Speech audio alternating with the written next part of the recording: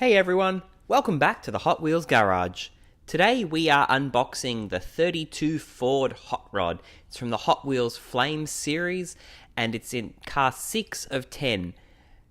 This is a real cool hot rod. I really like this Ford with no hood on the front and all that chrome. It's really awesome. It really suits the Flame series. Alright, let's rip into it, get it out of that packet. It's such a nice car. That blue, that metallic blue is so cool on this car. And the large fat wheels at the back and the smaller ones at the front. It's done such a great job on this hot rod. I really like it. Look at that big engine. It's going to be good on the track. Alright, what do you guys think of this hot rod? Do you prefer this model in another color or another series? Let me know. Alright, thumbs up. Don't forget to subscribe. Thanks for watching, everyone.